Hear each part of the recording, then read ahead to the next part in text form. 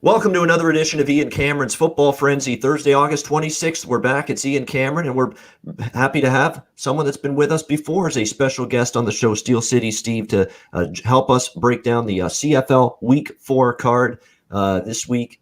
Interesting slate of games. Of course, one of the games gets postponed due to an outbreak of COVID-19 involving the Edmonton Elks. So as a result, Week 4 was supposed to start tonight with Edmonton-Toronto. Not going to be the case. First game will be Hamilton-Montreal tomorrow. So we'll talk CFL, every game on the board, as we always do on this show. But we'll also talk a little college football. It's time. Saturday, there will be college football regular season action. We have 4 games on tap Saturday, and we'll take an early look at all 4 of those games and give our betting opinions on those games. Happy to have Steel City Steve back with us here on the Ian Cameron's Football Frenzy show right here on Pub Sports Radio. Steve, good to have you back. How are things? Great, Ian. Thanks for having me again. Looking forward to another winning week of selections here for our viewers. Yeah, I am too, because I finally had a winning week of selections in the CFL last week. First couple of weeks had really been rough. Last week was a lot better. We had Edmonton. We had the Argonauts who beat the Blue Bombers outright in their home opener, and the over as well in that game. The only loser for me on the week was Montreal, which was very, very disappointing. But we got bit by the fact that sometimes, you underestimate the guy making his first ever start with a desperate 0-2 Calgary team. And we just saw a Stampeders team that dug down deep. Give the kid credit. He played better than I expected. And they got a big home win, a much needed one against the Montreal Alouettes. Very interesting to note as well, especially with the first game that we're going to talk about, Steve. The 0-2 teams both won last week. Edmonton was 0-2. They won. Calgary was 0-2. They won. Not a shock, because there's a lot of parity in the CFL, and you get a lot of times those winless teams are eventually going to win one, and the Ticats will hope to follow suit. They are 0-2, and they will take on the Montreal Alouettes on Friday night in the first game of CFL Week 4 action. The Ticats was pretty much opened at a pick-em, and we've seen some money on Hamilton up to 2.5, dropped back down to 2, and it's curious because, Steve, I noticed the line went to 2.5 and then came back down to 2 the minute the Ticats announced that Dane Evans was going to be their starting quarterback. And I still think people don't realize at this point that there's not a huge drop-off, if any, right now from Jeremiah Masoli to Dane Evans, based on the way Evans played last year or 2 years ago for the Hamilton Ticats in 2000. It's just funny to see, the line goes down a half a point when they announced Evans the quarterback. Just funny to me that happened. They're 2-point favorites right now, 46.5 the total. It's your classic potential spot that you like to back a team in with Hamilton, the winless team off a bye week, good week of practice. According to head coach Orlando Steinauer, they're hoping to have their offensive line shored up. That's been where the focus has been throughout practice this week, knowing the O-line's had trouble. And really, the O-line's the reason that Jeremiah Masoli, to be honest, isn't playing this week, because their weak pass protection, their inability to, give the quarterbacks any time to throw the football is why Jeremiah Masoli got that rib injury that he suffered against Saskatchewan a couple weeks ago. So that's been a focal point. There's a chance that both Addison and Posey will be able to return at the receiving core for Hamilton, and they haven't had their full complement of receivers. It's mostly been Brandon Banks, Jalen Acklin, and not much else early in the year. So I have no doubt Hamilton will bring a good effort, but Montreal should as well, because that was a bad game for them last week against Calgary. A first-time ever CFL starter basically went up and down the field against their defense in the second half, which was really alarming. What was even more alarming, and Kahari Jones said it after the loss, the penalties. The lack of discipline was unacceptable last week from the Alouettes. So they've got to shore that up. At times their defenses look good. Their offense, I think, is going to be very good. But last week it was not a good week for Vernon Adams. He was missing a lot of wide open receivers. He was throwing the ball into coverage. It was just not the kind of performance you would expect at all from Vernon Adams Jr. in that loss to Calgary last week. I would expect this team to play better offensively here in this game, especially at home. The one thing that I remember about Adams and the Alouettes offense 2 years ago is when they played at home at Molson Percival Stadium, they often had some good offensive performances there. I would expect more of the same here. A lot of weapons with Cunningham and Lewis and Standback and the running back position. Jake Weineke as well, who has really stepped up too and been a deep threat for the Alouettes. So I kind of like over the total in this game, because I do think Hamilton's focus in the practice week was the offense. Total's reasonable, 46.5. If I'm not mistaken, Montreal played a lot of higher scoring games and kind of trended to the over in their home games 2 years ago. I could see more of the same here, so I like there being points in this game. I lean Hamilton, but I think it's kind of bet on versus bet on from a spot perspective. Hamilton off the bye, a winless team. I won't bet against a team in that spot. We saw it with Edmonton and Calgary, 0-2 teams winning last week, outright as underdogs, both of them, by the way. So I wouldn't want to go against Hamilton, but I also expect Montreal. It is their home opener. They're off a poor game themselves against Calgary, them to play better. So it should be a good game. I think I'll bet Hamilton for a little, but the stronger stance for me is the total in this game, and I like it over 46.5. What are your thoughts, Steve, on the lid lifter for week 4 in the CFL, Hamilton, Montreal? Well, getting back to Montreal at Calgary, it was 14-3, and they were going in for another score. Their only turnover the entire season was an interception inside the 10-yard line, and that changed the game. Okay, they made a run at the end, could have very easily have won that game, but I kind of like Montreal in this spot here, Ian, and I'll tell you why. I think their offense is a lot further along than what Hamilton is right now. You have to make the move to Evans. Okay, Mazzoli. Look, Hamilton's had the toughest schedule of any team to this date. Okay, yeah, Winnipeg and Saskatchewan on the road. Have fun with that. Yeah, at Winnipeg, at Saskatchewan. Okay, so I think their numbers are a little not indicative of how good this team is. But these injuries are a concern for me. Malden, Davis, Laurent, Wynn, all on the D-line. You're going against the top running game in the CFL in Montreal and William Stanback. 155 yards a game. They've shown a commitment to the run. Hamilton's given up 158 in those 2 games. Granted, it's been the toughest schedule that anybody's played to this date, but, now you have Tate and Van Zyl on that offensive line coming up on the injury report. It's a concern for me. And like I said, I think Montreal's further along. They get Levels back on defense, that defensive back who I absolutely love, Patrick Levels. They didn't have him the first 2 weeks. Home opener, like you said. I think they let one get away last week.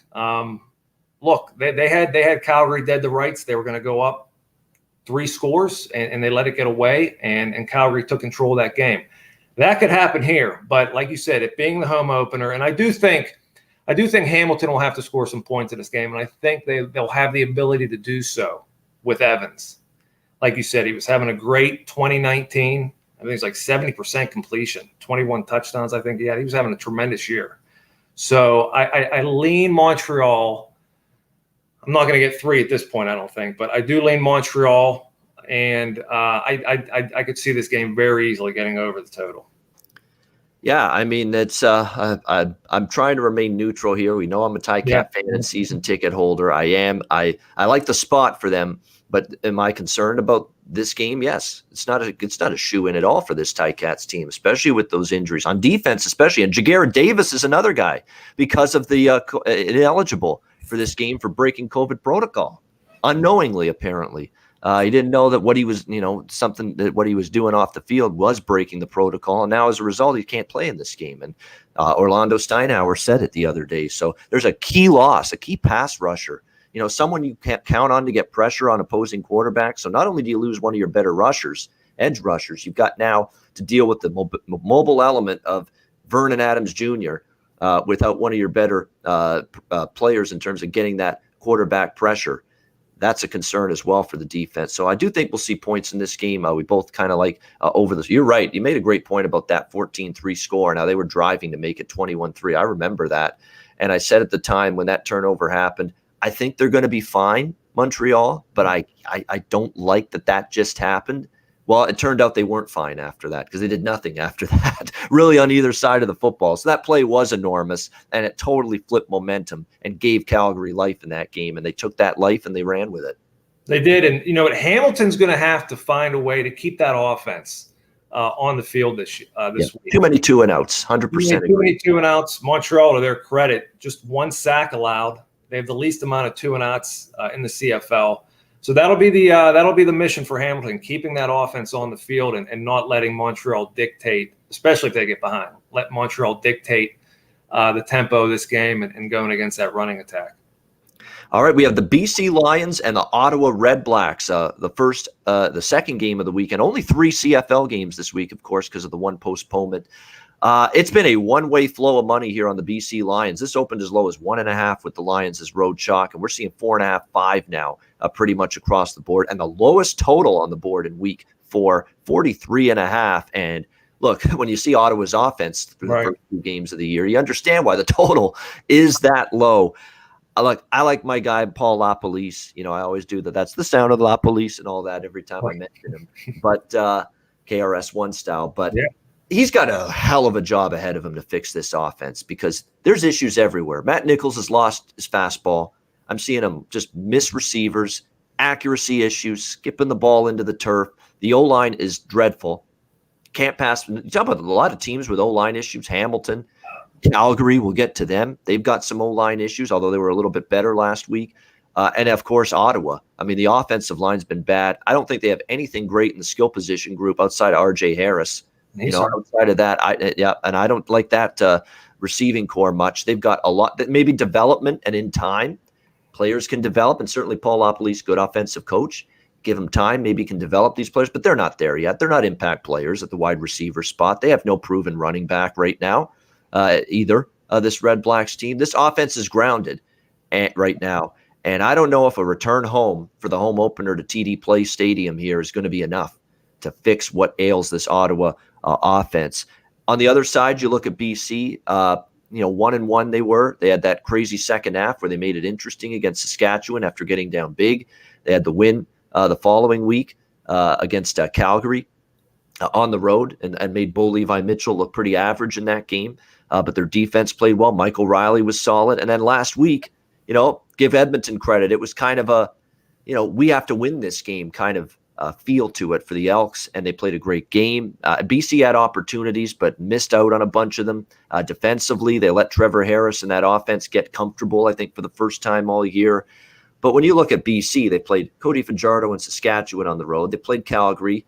Albeit Bo Levi Mitchell struggled, but they played them on the road and won. They played Edmonton, who I think are going to have a good offense. I mean, say what you will, and I stuck to my guns last week, Steve, saying Edmonton is going to get this shit figured out with their offense. They're too good. There's too much talent. Harris, Ellingson, Darrell Walker, etc., James Wilder Jr., too much there for them to be bad offensively indefinitely. And sure enough, Edmonton finally found some offense.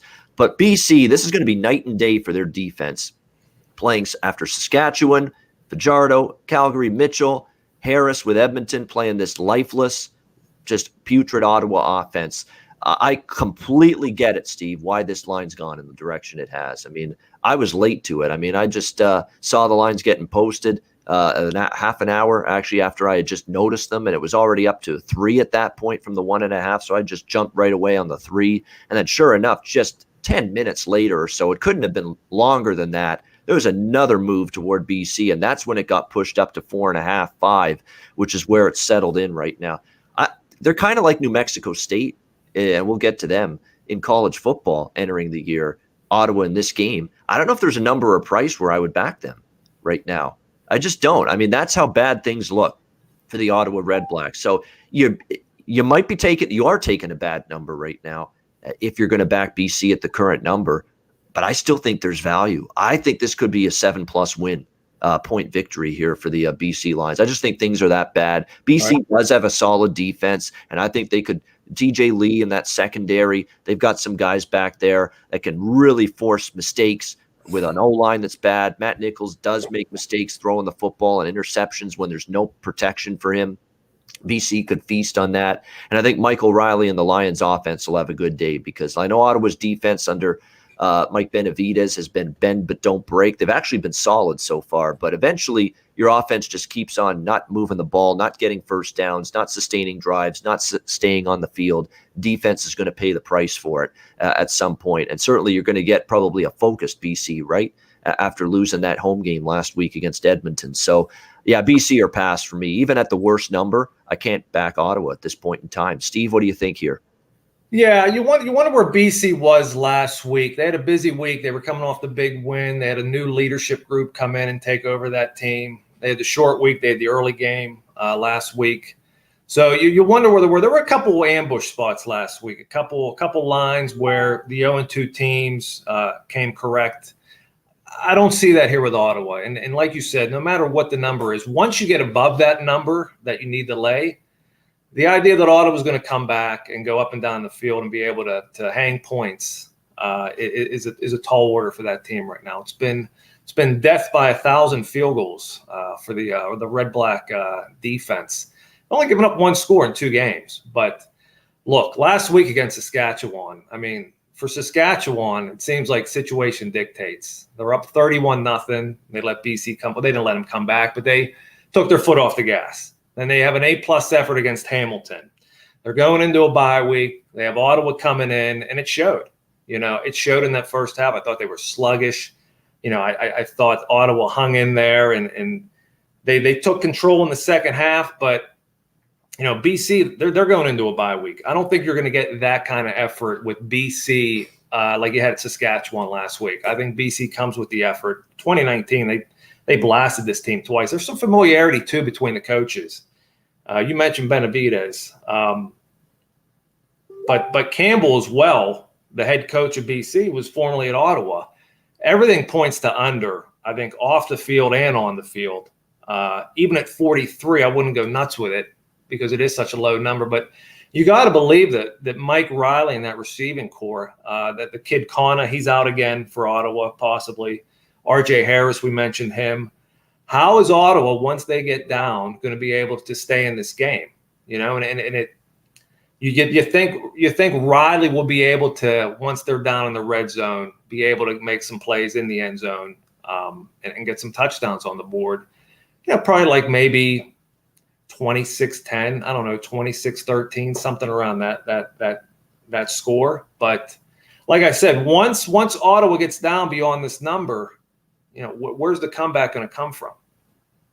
Yeah, that's all. That's what they don't have that kind of explosive offense, quick strike, move the football down the field, unless they can really take advantage of a BC Lions defense that's just sitting back and letting them have everything over the middle or short to intermediate, and then they just gradually drive and get first down, which often you see. But that's still a big if right now. And feel bad for Matt Nichols. He's had a nice career, but it's been a rotten, brutal start for him. It's not all on him, but look, he hasn't played in 2 years. He's had lots of injuries. I think the injuries have taken away a little bit of the zip on his passes and his accuracy. The O-line hasn't helped. There's not a standout wide receiver outside, as we mentioned, Harris on this team. So it's really taken away from this Ottawa offense, and tough sledding. And you're right, this total's low at 43.5. And usually I'm trying to find some excuse to bet an over at 43.5. I can't do it in this game, not with Ottawa's offense the way it is right now. I mean, this definitely has the feel of they don't break 20, and I think BC could barely get to 20, or will get to just into the 20s, I think, 24-13.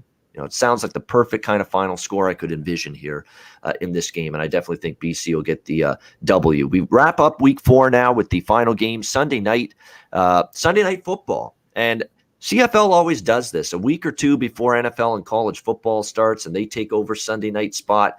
CFL likes to throw a Sunday night game in late August at you, just so they can take advantage of a Sunday game for once at night. Calgary and Winnipeg to wrap up week 4. We got the Bombers here, 5.5 point home favorites right now, 44 the total in this game.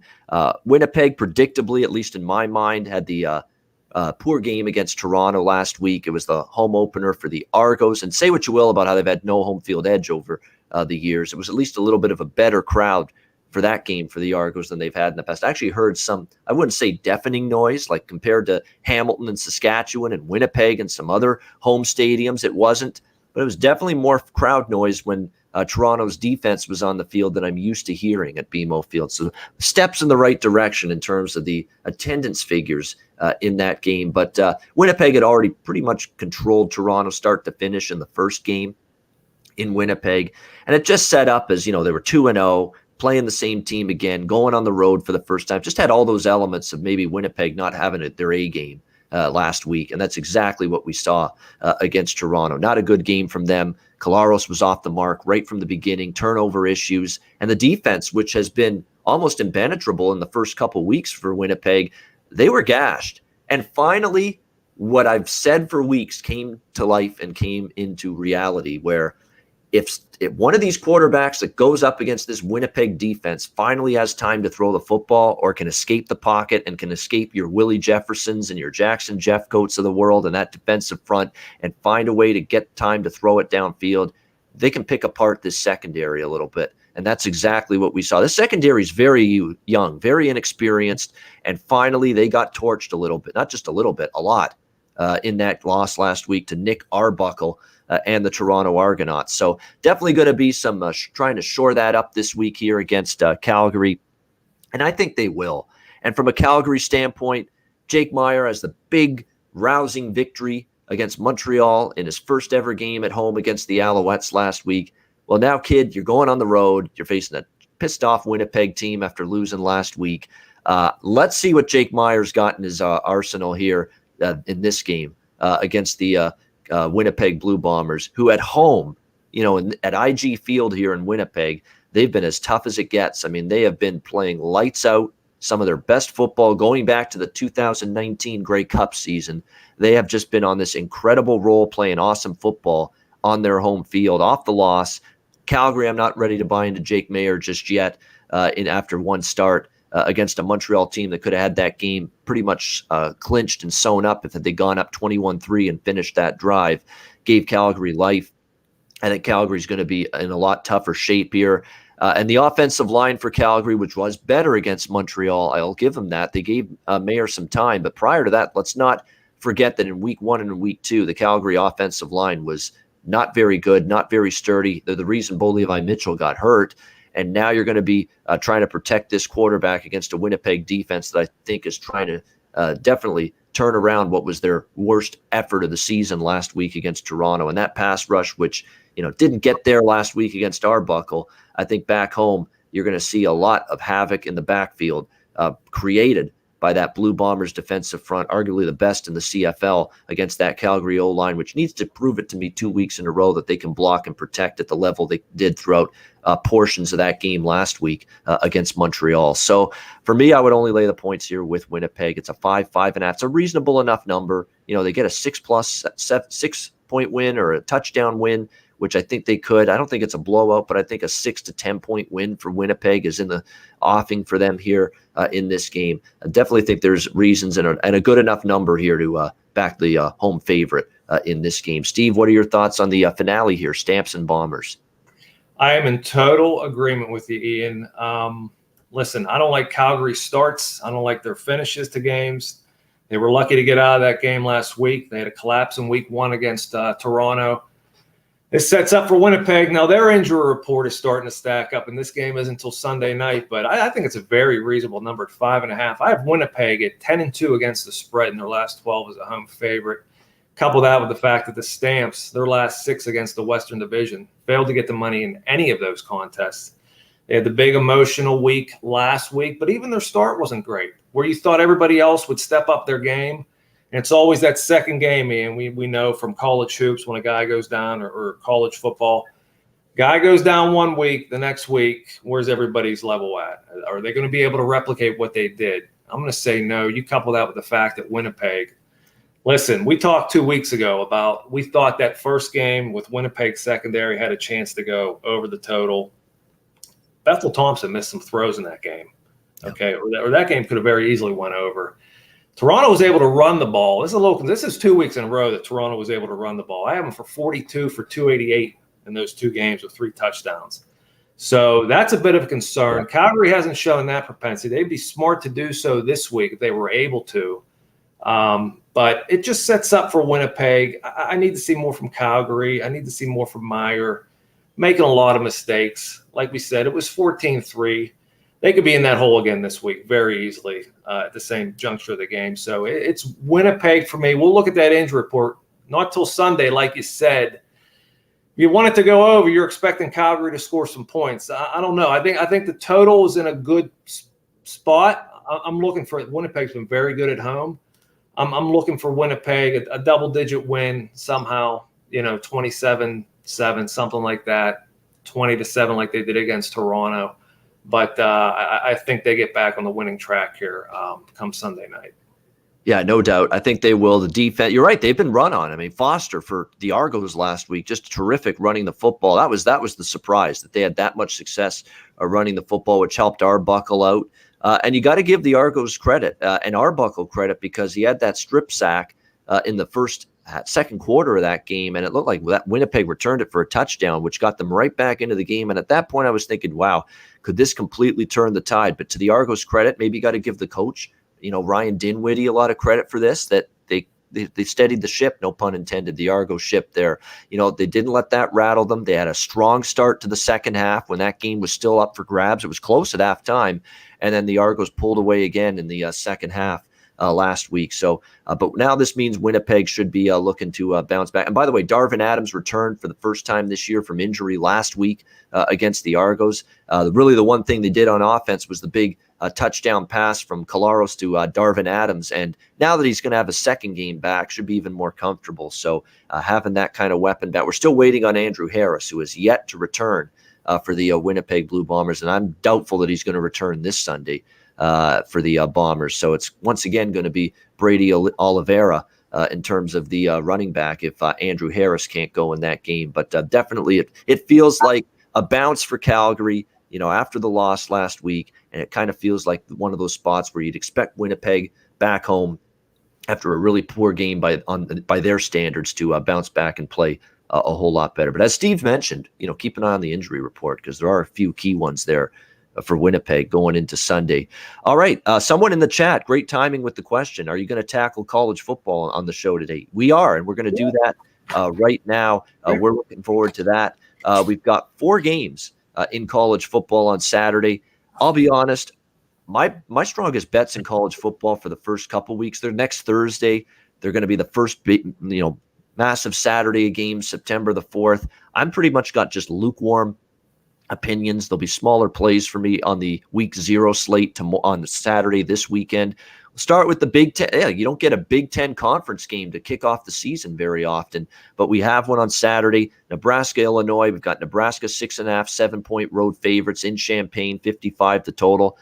Experience edge goes to Illinois in terms of their roster. They're loaded with experience. Brandon Peters has been around forever, the quarterback, Michigan transfer. And the reports are he's slinging it around nicely in camp, which is good. Can he translate that to the game, though? Because last year, you're talking about a guy that was sub 60% completions, in a lot of games. That's the question mark. I feel I don't like Brett Bielema as a coach personally. I think teams have underachieved with him in the past. Wisconsin was set up well for him. Good offensive line. They recruit to the offensive line every year there, run the football, which is what he wants to do. So it was set up for success there. You figured he had to coach a little bit harder in Arkansas in his second stint, and we saw what the results were. They were dreadful. So I still have questions about Bielema in terms of adjustments, coaching week to week, but he's set up actually in a good situation. The table's set rather nicely for him in terms of experience. So we'll see how it goes. I don't want any part of laying the points with Nebraska. It's one of those games where I have a lukewarm lean, I guess, to Illinois, but it scares the hell out of me that the number's already been, the value's been taken out of this thing because they were double-digit road favorites, Nebraska, months ago, and now they're just 6.5, 7. And I don't know if I've talked to anybody that likes Nebraska here yet in this game, which also concerns me a little bit. But obviously, look, there's concerns with Nebraska in terms of they've been a dreadful program the last few years. They've underachieved. Scott Frost has not been the lightning rod to turn this program around just yet. I don't like one bit anything about Adrian Martinez. He's a turnover-prone quarterback, treats the football like a hand grenade, fumbles it a lot, makes bad decisions. That's got to change.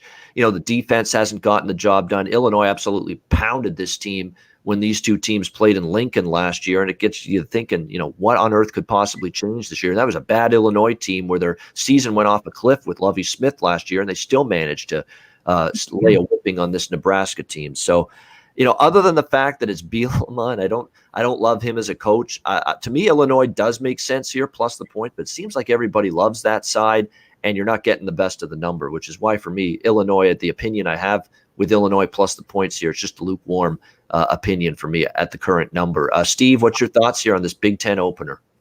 So this is Frost's 4th year at Nebraska, okay? And he's had 3 games against this Illinois team. Their scores have been 41-23, 42-38, 54-35. You probably know where I'm going with this. Last year, they were -5 in turnovers, okay, in that game. The year prior, they were -3. There have been these crazy games the last 3 years between these two. 2018, it was Illinois that was -3 in turnovers. So there were 17 turnovers in the last 3 games between these two, okay? Nebraska rightly ridiculed, criticized Frost, Martinez, but it's worked against Illinois. 685 yardage 2 years ago, 606 3 years ago.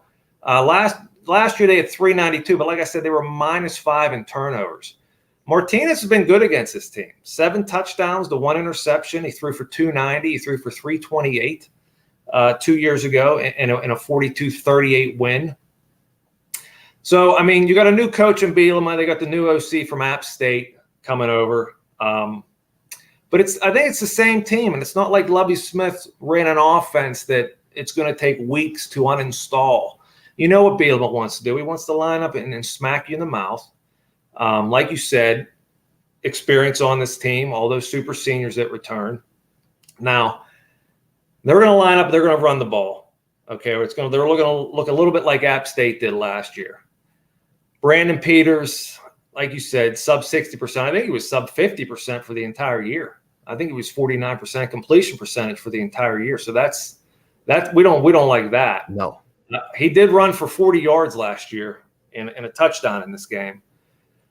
Toes at 55. Look, the last 3 years, these guys have averaged 78 points. I think the average OU line was like 65. So I do think there's some value there. I went back to Bielema's play counts. He was about 68 plays a game, okay? Nebraska's sitting at about 71, 72 plays per game in Frost time there. You're going to look at like 140 plays. 55, I think we can get 8 touchdowns in this game. I do. I don't think 55 is a large number to go over. Okay, a lot of guys come back. I know Nebraska lost their best wide receiver to Kentucky. Their defense is supposed to be loaded, but I think we hear that every year with that defense and the black shirts in about how good they're supposed to be. Yeah. So we never see it. 55, I'll wait, but I may be getting involved on that total going over.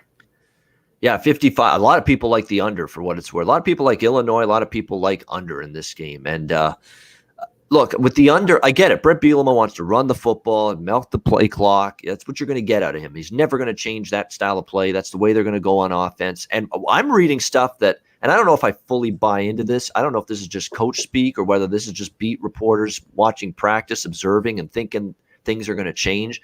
I'm hearing things that Scott Frost wants to slow down the tempo this year for that Nebraska offense, where he, obviously we know for all the years he was at Nebraska and then Central Florida before that, they've been this up tempo, snap the football as quickly as you possibly can type of offense. And apparently he's figured it out, or at least we'll see on Saturday. Right. This is just innuendo right now that he's going to slow it down. We'll see on Saturday, but apparently because of the defense, because it's just been so poor that you've got to slow it down on offense so that they're not on the field as much. We'll see if that comes to fruition. So I think that's some thought process that some have, that I've talked to at least, cappers, and why they like the under in this game. But again, talking 55, you mentioned it. It still got into the 60s, the average game total recently when these two teams have gone head to head. So that's why it's going to be fascinating to see. I want to see especially Nebraska's offense. We're going to see if they slow it down as the people that follow the team sort of think they might. But we know Illinois will try to run the football. And I'll certainly tell you right now, Illinois plus the points are nothing for me from a side perspective. I'm not ready to trust Nebraska laying a touchdown. Yeah, and Steve, go ahead. Any final thoughts you had? Yeah, well, if that's the case, and like I said, I'll believe that when I see it, you could always go in-game. Yeah. And if they do slow it down, then it's going to be on the execution of both offenses, which, you may want to stay away from if that's the case. Yeah. Of course, with Adrian Martinez involved, and his turnover propensity, in the last couple of years, then, he turns the ball over and Illinois starting in the Nebraska side of the field. That's good for your over.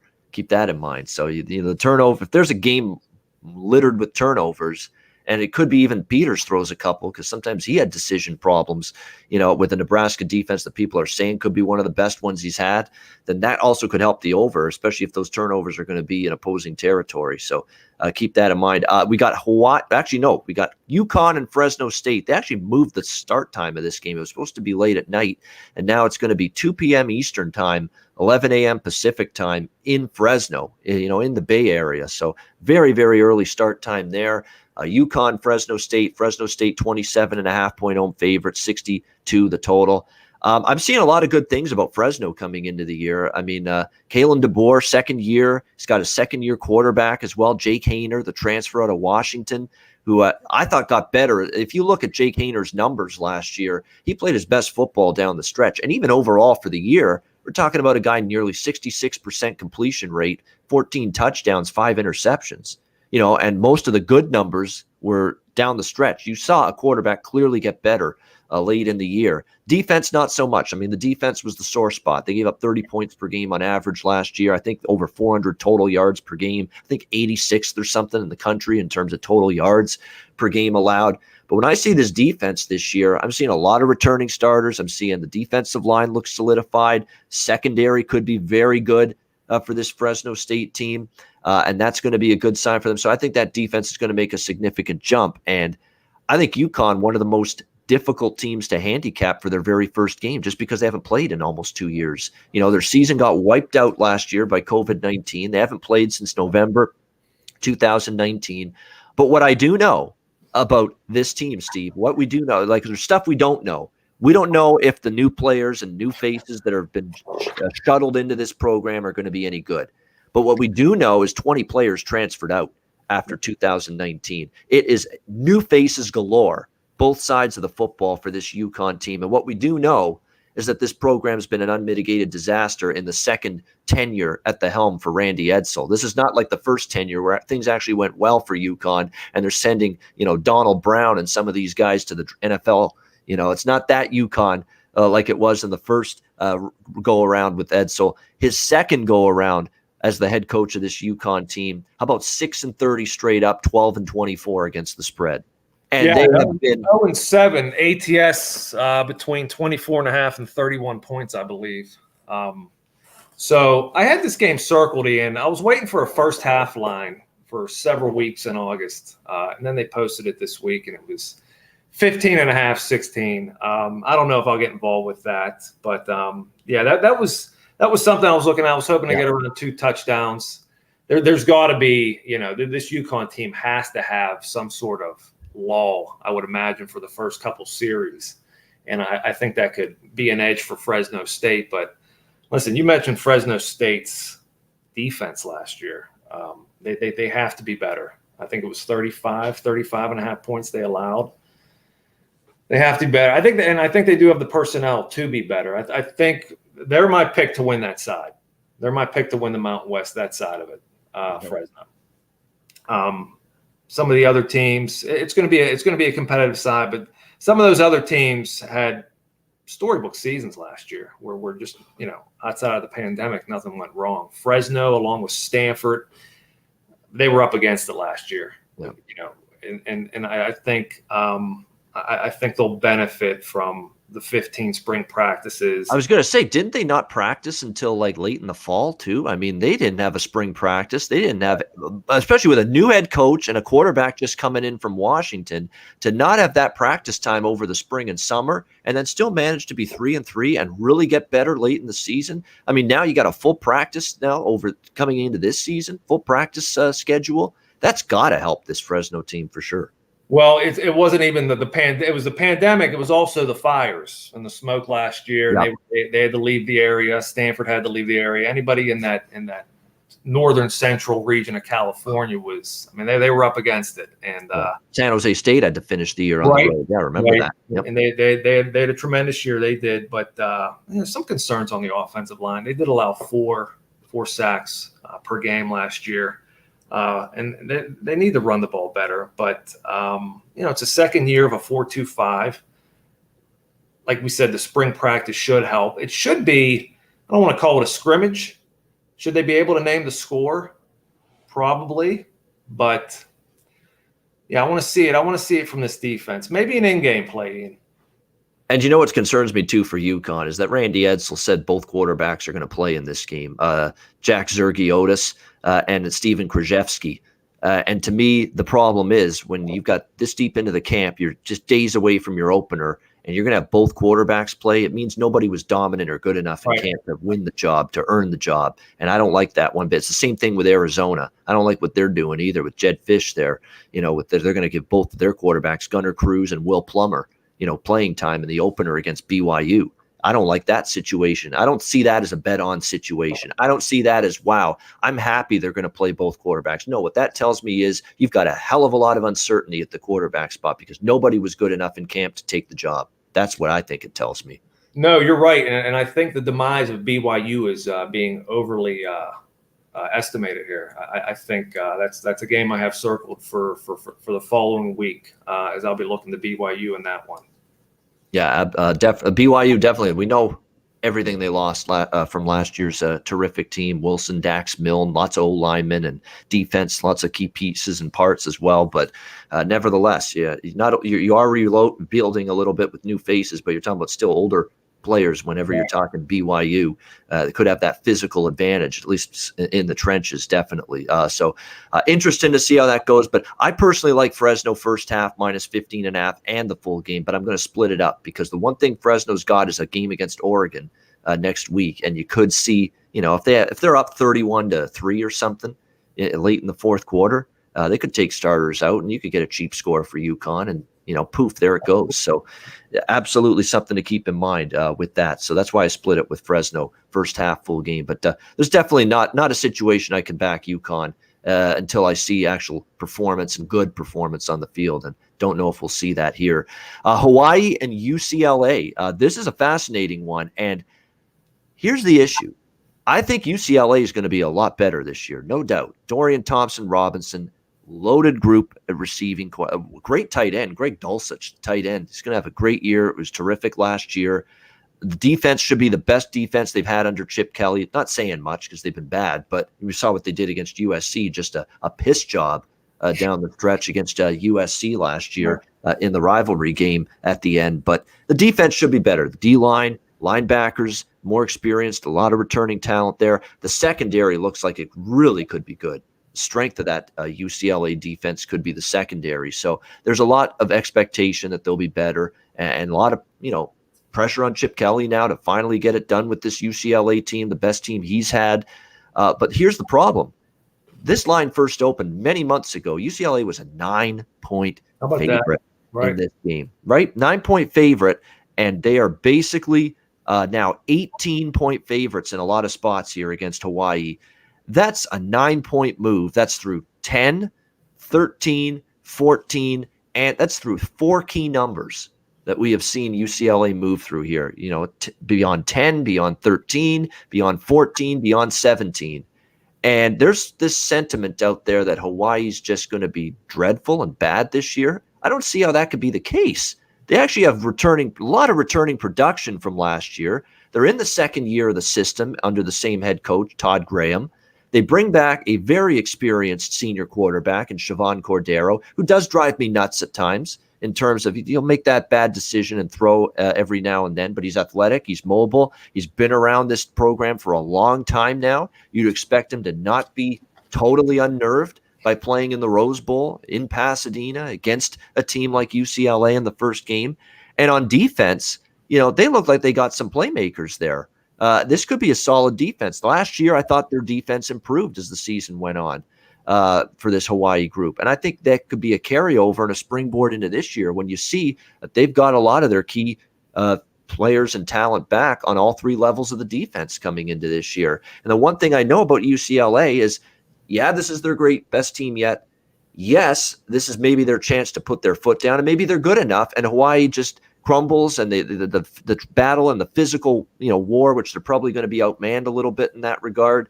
It's going to wear on them, and then UCLA just blows them out and just takes over and runs away with it maybe in the second half. That's a possibility. UCLA talent-wise could do that. Their offense is absolutely loaded. Their defense looks much better. But what I know about UCLA from years past, Steve, is when they're expected to win, that's when they trip over their own 2 feet. and the point spread results with them as favorites, home favorites in recent years bear that out. They're not a good favorite. They're 2-7. Their last 9 as favorites under Chip Kelly. Now, granted, this is the better team than any of the recent additions, but still 2-7 against the number as favorites isn't good. And the one thing we've seen from them as well, struggling in season openers, not being ready in their very first game of a new season for UCLA under Kelly. And what we have seen from Hawaii, they have been ready for their season opener. Colorado State, 2019 or 2018, Arizona, 2019, and Fresno State last year, 3 wins outright as underdogs and 3-0 against the spread in those games for the Hawaii Warriors in their season opener. So this is a program that has shown that ability to be ready to play in their season opener. And then you factor in UCLA's got a big matchup with LSU coming into town next week. With this number now, UCLA might cover, and they might cover even as -18 here, but I'm not taking the worst of the number, the absolute worst of the number with UCLA, given that track record as favorites, the look-ahead spot. I still got to see their defense actually play better, even though on paper, you don't play the games on paper, you play them on the field. I've still got to see that defense actually look better on the field. And I think Hawaii is one of those teams that's got that toughness, both along the O-line and defensive line look solid for them. They could just hang in there, maybe force a couple turnovers, which they're capable of. We've seen UCLA have turnover issues and sloppy play in the last couple of years. They could cover a number like this, and don't underestimate the fact UCLA is up by 21 or so.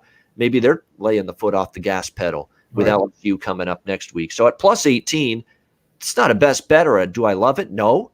But at +18, I'll be putting something in my pocket on Hawaii at this number. I think they can compete at least somewhat in this game. What do you think here, Steve, with the Warriors and the Bruins? Oh, you mentioned a lot of it. You can't load up on UCLA here after the plus touchdown line move. And I have a few more numbers for you. How about 0-6 straight up in non-conference for Chip Kelly, 1-5 against the spread. Group of 5, 0-4 straight up and against the spread. Now, they were Cincinnati and San Diego State, but it's not like it was the Cincinnati team that we've seen last year and the team that we're going to see this year.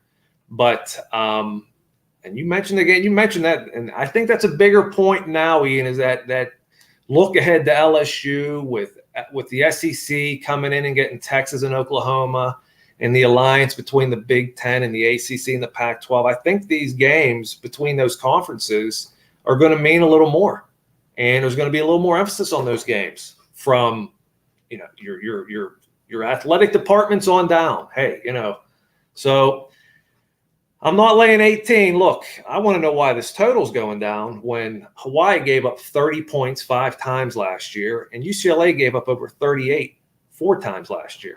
One of those games may have been in overtime, but a lot to come to the table with on both defensive sides of the ball. So I do think both offenses are the best units in this game, and 68, you're going to get the pace that we were talking about with Illinois, Nebraska. You're going to get that pace here. You're going to see upwards of 150 plays. So you mentioned the returning quarterback production on both teams. I don't see how this game doesn't go over the total.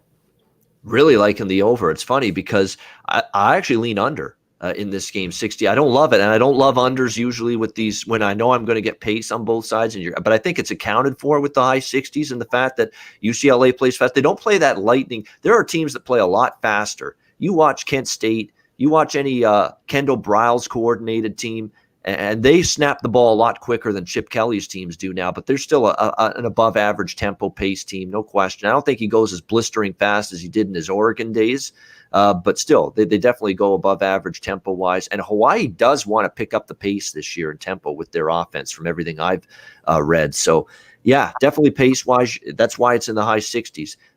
The reason I lean under is because I think the defenses are a lot better on both sides this year. Will it be enough, though? That ends up being the question because there's a lot of playmakers for UCLA. There's no question. And, of course, Dorian Thompson-Robinson has the potential to have a terrific year. He's got the experience now. Great O-line, a lot of weapons. But I think Siobhan Cordero, he's got, 2 terrific receivers. He's got Day Hunter, a good running back as well for them. an O-line that brings back many of their starters as well. And so you can understand why the total is this high. But I just think it could be a notch or two too high, in my opinion. But we'll see. Hawaii plus the points in the under. I like Hawaii more than the under, but I lean under. Sounds like you lean Hawaii, but you like the over in this game here with Hawaii and UCLA. Should be that's a good one. 3:30. It's going to be nationally Eastern. It's going to be nationally televised, I believe, on ESPN or ABC. So that'll be a good one on Saturday afternoon. The next game and the last game of the Saturday slate, not so much. UTEP and New Mexico State. Do we want to go mining for units here and mining for profits with UTEP here now that they're 10-point favorites on the road? Total's been hit up as well, 56.5. I'm seeing 59.60 now with the total. There's just no number or price for me to back New Mexico State, none whatsoever. This is a broken program. Doug Martin there as the quarterback is going to be inexperienced regardless of who it is. The defense was just an absolute pathetic sieve the last time we saw them play. And UTEP, say what you will about their struggles. And look, the reluctance is you're laying 10 on the road with a team that hasn't been any good the last few years either. But UTEP showed glimpses last year. They started to win a couple of games. Dane Dimmel, I think there's some light at the end of the tunnel with him as the head coach. They like their quarterback and think he's going to Hardigan. They think he's going to be even better this year. They've got some more skill position talent on the offensive side of the football. O-line looks solidified. And night and day, this could be not only a better defense, but compared to New Mexico State, this could look like the 85 Bears on defense, this UTEP team, because they definitely on paper have a much, much better defense. But we're still talking about a team that's not used to being favored, a team that's certainly not used to being favored by double digits, and on the road, no less, in a price range that they're unfamiliar with. So it just feels like I'm not getting the value I need to be to truly trust UTEP, but I know as sure as hell, like if you got to plunk a bet down on this game from a side perspective, it's UTEP minus 10 or nothing for me. I want nothing to do with New Mexico State. I mean, losing to an FCS team in the spring and barely beating the other one, I mean, that is definitely a red flag right there staring at you in the face. It's just a question of, could you really, really go to war with UTEP as a 10-point road favorite? That's the biggest question. What do you think here, Steve? This is the Rose Bowl of Saturday. I'm kidding. UTEP and New Mexico State. Yeah, you wonder how many other teams they asked to be in this spot before they settled on UTEP and New Mexico State. And UTEP has always stood for one acronym for me, and that's you take 'em points. And they're not taking points there. They're laying 10. And look, you got a new OC, you got a new DC. I got Dimmels minus 28 in turnovers the last 3 years. The offense returns. The entire offense returns. But, you have the new coordinator. They're looking like a slower tempo, I believe. They're going to go to a 4-2-5 on defense. They got in a couple of transfers from Kansas State, a corner in O'Neal, and the linebacker Hayward from Marshall, who's outstanding. But, yeah, I'm not 119 against the pass last year. Not too bad against the run, but I don't think it's a game I'm going to be involved in, Ian. They have 3 games that'll be going on at the same time, and they have this standalone game. Smells like a CBS Sports game. CBS Sports with Aaron Taylor from yeah. Actually, I think he's doing San Jose. He's doing actually they have a game Saturday night. It's not that one. It's Southern Utah versus San Jose State. It's an FCS versus FBS game. I think he might be doing that one with his buddy Carter Blackburn. Okay, we might be getting Corey Chavis then doing this one. So, I won't be involved in this one. I do a good Carter Blackburn impression because it's like, and deep down the field, holds it in, touchdown. That's the way Carter Blackburn's holds it in, big catch. That's how he makes his calls there. And the reception there, UCLA. That's Carter Blackburn right there. There may not be too many highlights in this one. 59 for a total. Maybe I have to look at that again. That might be a little much at 59. But I don't know. I think I'm into the next week. You know what I mean? Like, I don't know if I'm going to go back to look at UTEP and New Mexico State, but I'm certainly interested in Conference USA this year. Yeah, no doubt. We'll get to best bets for CFL to wrap up the show in a sec. Before we, put a bow on college football on this show, just brief, a couple games I'll throw out there right now that I like for Thursday, Saturday, next week. For Thursday night, I've actually already bet a bunch of these. I love the Thursday night card next week, and it's a 7-8 game card, but I'm involved in a lot of them. Here's what I'm on so far. I'm on Bowling Green, Tennessee over the total, 58. I can't see that number staying there. Tennessee will put up points this year. Josh Heupel is going to bring that. You talk about teams that are not only up-tempo, but extreme up-tempo. That's Josh Heupel teams. Missouri when he was the OC, UCF there. I think they're going to put up a bunch of points against Bowling Green's awful defense. But Bowling Green brings back a quarterback that showed some glimpses last year. Matt McDonald returning as the Falcons quarterback. And the Tennessee defense is starting from scratch. And they were rated by the transfer portal. A lot of that was on the defensive side of football. It's going to be a bad defense. Bowling Green, I think, could actually hit double digits and maybe even 17-21 even. I think that potential is there for Bowling Green to score that many points in this game. And Tennessee will take care of the rest. I think they're good for 41, 42. Even though they're a bet against team for me on the year, I think they're going to put up points here in this spot. And I lean Tennessee, but they're a bet against team for me. So I want no part of laying that many with them. But I do like the over in that game. I took East Carolina plus the points against App State. This is just a fade of Chase Bryce. I think he's a miserable quarterback with Duke. David Cutcliffe couldn't save that guy and make him a good quarterback. How's App State going to do that? I think their offense is susceptible, especially as double-digit chalk. I like their defense a lot. It's going to be really good, but Mike Houston's ECU Pirates group bring back a good offense. Holton Nailers as the quarterback. And I think they can cover double digits there. I think App State's still overvalued a little bit from the Eli Drinkwitz era and the Satterfield eras before that. And I don't think they're quite that same group that they were, 3-4 years ago. And then I think there's another game on. NC State laying the points against South Florida. South Florida is going to have Cade Fortin as their quarterback, but starting from scratch, Jeff Scott, rough year last year. And now you got to face what could be a sleeper dark horse ACC bunch. NC State on the road to start the year. I think it's a rough opener for the USF Bulls in that one. So those are the games I like Thursday. A couple more I like Saturday as well. Trying to think the Saturday card. I got to look ahead here. Let me see here. Central Michigan, Missouri. I've already bet that game over the total. McElwain, we know he's good for offense with the chips.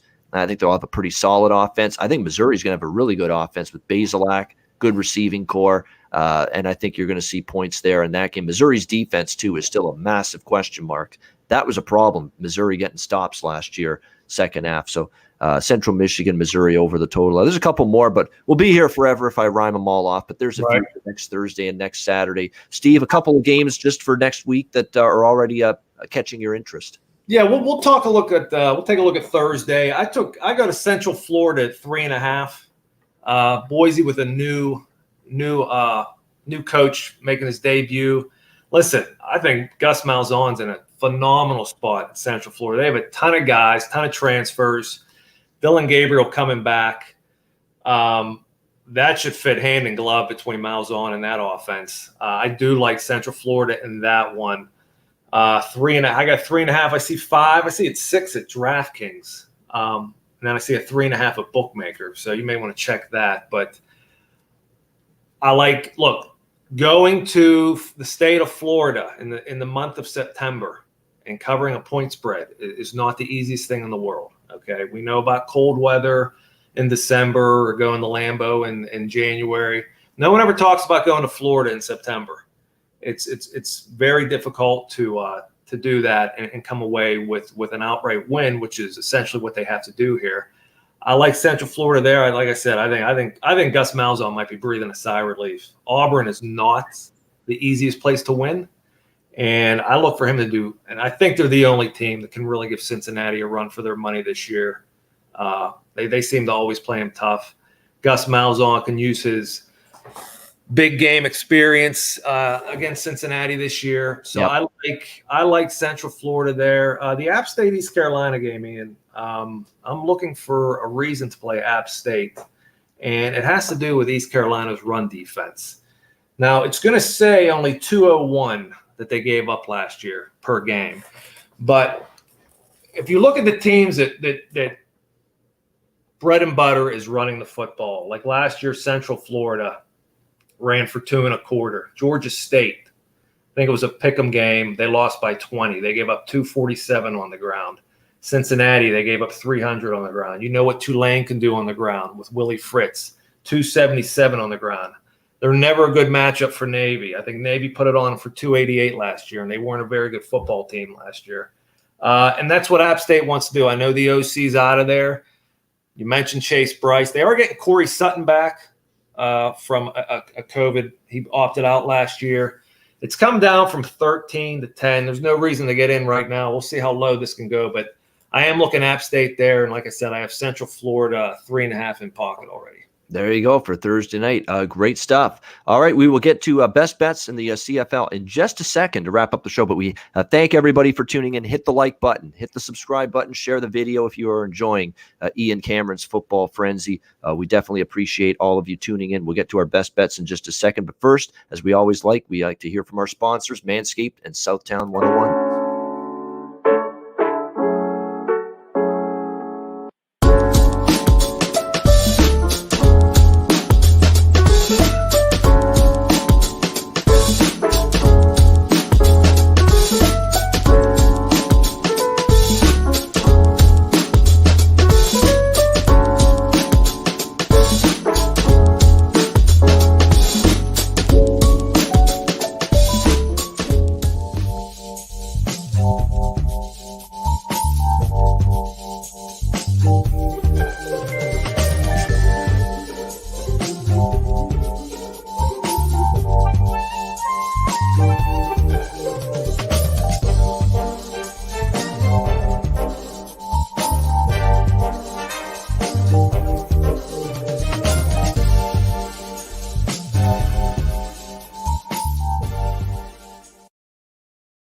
All right, Southtown 101, when you're in San Antonio, stop in. Great food, drinks, live music, DJs, and karaoke at Southtown 101 in San Antonio, Texas. Manscaped promo code Pub Sports, 20% off your purchase using that promo code of Lawnmower 4.0 and any product on the Manscaped website with promo code Pub Sports and mybookie.ag. Sign up. Football season's here. Promo code Pub Sports, NFL, CFL, college football.